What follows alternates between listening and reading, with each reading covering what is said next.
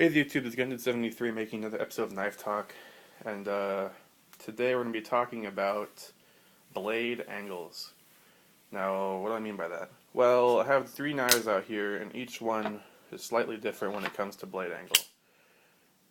And when I say blade angle, I'm referring to when the blade is open like this, if it's a negative blade angle, like that, sort of a neutral blade angle, straight out, or a positive blade angle where it's up like this.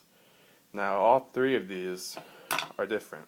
The Sebenza is sort of a neutral, the blade is just completely linear with the handle. The Military has a negative blade angle, and the Tilt has sort of a positive blade angle. Now differences, pros and cons. When you're holding a knife with the neutral and positive blade angle, the blade is pretty much either straight like this or angled up. If you want to cut down like this, you have to really adjust your wrist to cut. If you want to do a downward cut, your wrist has to really be bending. Now, not that that's a big deal, but over time, if you're doing, like, if you're in the course of a day doing a whole bunch of cutting or something, it might fatigue you, maybe. You know, having to just really move, because the knife is so straight, you have to do all the movement yourself. With a negative blade angle, and I'll show you what I'm talking about in this. Here's a Kershaw Skyline, which is another straight, not straight, but neutral. You can see how the blade in the Military dips. You see that? You can see how dramatic it dips down.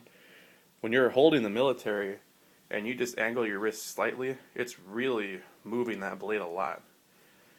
So as with the Sebenza, I really had, basically, however far I wanted to move it, I had to totally move my wrist. With the Military, just a mild amount of movement gives you a lot of blade movement downwards because it's angled that way.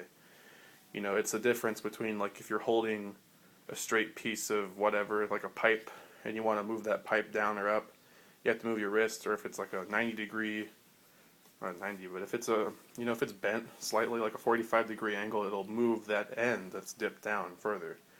So you can see how much, it cuts very well. And you can also see the knife itself is very curved. The Tilt here has a positive blade angle. So using the Skyline again, we can see that blade is coming up. Now the thing with that, I noticed most Wharncliffes have that. And you can just see, like, the edge itself is angling upwards. That's nice for this knife because you can pretty much lay that edge down on a flat surface if you had to. And if you're cutting into something like this, it's alright. But if you want to do a downward cut, you really, really have to bend your wrist because you're not even overcoming that it's a straight line, you're overcoming that it's like bent the opposite way. If it's like that, you can see how easy that is. Whereas holding it right there, it's way above the table,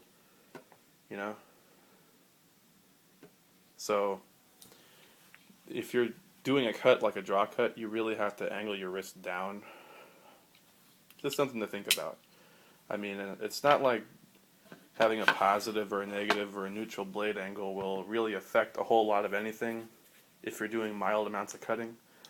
But if you're doing a lot of cutting throughout the course of the day, or even just when you're cutting something, you might consciously think about, wow, I had to really angle my wrist some way to make that cut.